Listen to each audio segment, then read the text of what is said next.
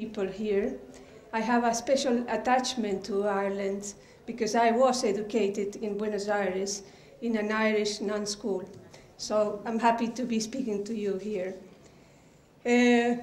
My story with the European Union started in 2001.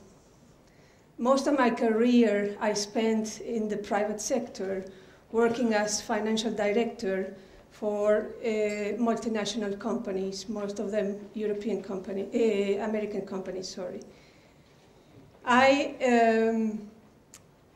got the opportunity to join the European Commission. There was an opening, an application for the chief accountant of the European Commission. At that time, I was neither Europhile nor Eurosceptic. I was simply a mother trying to raise her family and trying to do her best job as a professional. But I had heard about the resignation of the Center Commission, and I had also heard about the big reform that was being put in place in the European Union to ensure that the management of the European taxpayers' funds was properly done.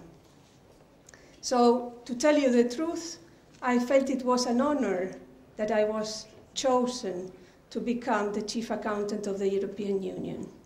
And this recruitment process took 8 months. The recruitment process in itself, I'm not going to give you the details, but was quite cumbersome. And it should have rang bells, called my attention into the very different environment I was about to work in. Anyway, I went into the European Commission and started to analyze the reports, the financial reports and the accounts, and I could see that very quickly I was being burdened with responsibility for signing payments. I wasn't too bothered because I had huge financial responsibilities in other companies, but it sounded pretty awkward that on the first week they would be so anxious for me to start signing payments. The budget of the European Union at that time was around 100 billion euros. Today it's around 120 billion euros. So it was not a small amount I was responsible for. And all the payments that went out were under my responsibility, even if I wouldn't see them. So I had to make sure that the systems on which the payments were being processed had tight controls, and there was no possibility that the payments went to the wrong person for the wrong amount or for the wrong purpose. I was being naive because this was exactly how the systems were built, to get to the wrong person for the wrong amount and for the wrong purpose. But this I learned later. I tried to implement reforms which I thought were essential to safeguard the European Union funds. And at the beginning, I got a certain resistance. So I spent a lot of time trying to explain to people the need to implement these reforms. Then the argument was that there was no money to implement these reforms. And then I said, well, you have already bought the systems that we can use to ensure that these funds are properly spent. The European Union budget of 100 billion is mostly spent by the member countries. And you probably know that the European Court of Auditors has refused to clear the accounts for the last 14 years. And it's only 14 years because it's only 14 years that the Court of Auditors issues a statement. If they had been asked 50 years ago, we would probably have 50 years without clearance of the accounts. The biggest number of errors are found in the structural funds and the agricultural funds. The Court of Auditors has reluctance to talk about fraud. I once asked one of the members of the Court of Auditors how he would describe, he spoke about irregularities, and then I asked him to define what fraud was for him. And he said, well, fraud is only when we can prove there is criminal intent. So rest assured, we will never find fraud, because there's not going to be any criminal investigation on any of the irregularities that year after year the Court of Auditors finds in the accounts of the European Commission. Basically, what the auditors say is that 90% of the payments that go out of the budget are deemed to be irregular and illegal. And this irregular and illegal, which is a terminology that is so difficult for the people in the street to understand, means literally that the payments went to the wrong person for the wrong purpose. As simple as that. That the farmers who got the money are not the farmers who needed the money or who qualified for the money.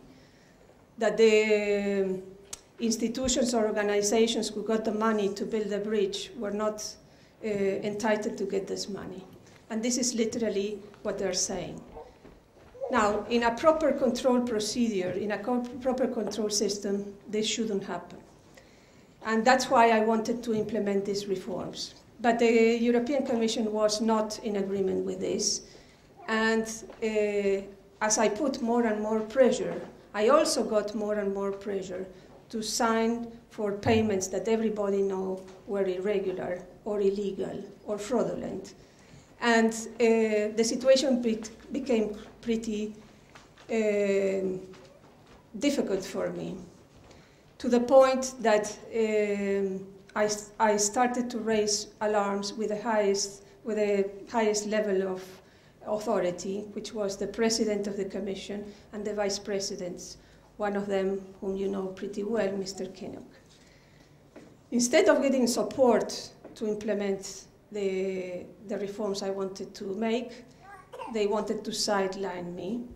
They ended sidelining me, and they sent me to work, so to speak, to the Personnel and Administration Department, where I had nothing to do and had no responsibility.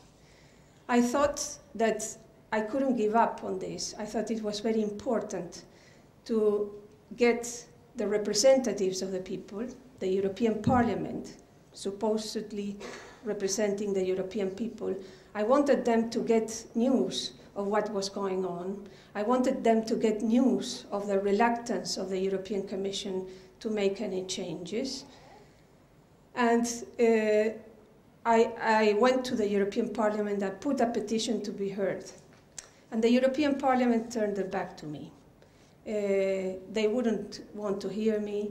They had their interinstitutional agreements whereby they will never hear any official who criticizes one of the institutions. I come from a country, I'm a national from Spain, and Spain, like Ireland, has been, up to the latest years, up to now I would say, a net recipient of European Union funds. And it's very difficult for countries who have been net recipients to understand what is behind the European Union. My experience, and as I said at the beginning, you know, I was not a Europhile or a Eurosceptic. My experience led me to understand, to be witness of the fact that the funds, the distribution of the funds, is being used by the European Union to acquire power and to acquire allegiance. And this has nothing to do with the interests of the people, with the interests of the Europeans that live in the different member countries. To vote again for the Lisbon Treaty is in itself a demonstration of the lack of respect they have for the European people's thinking.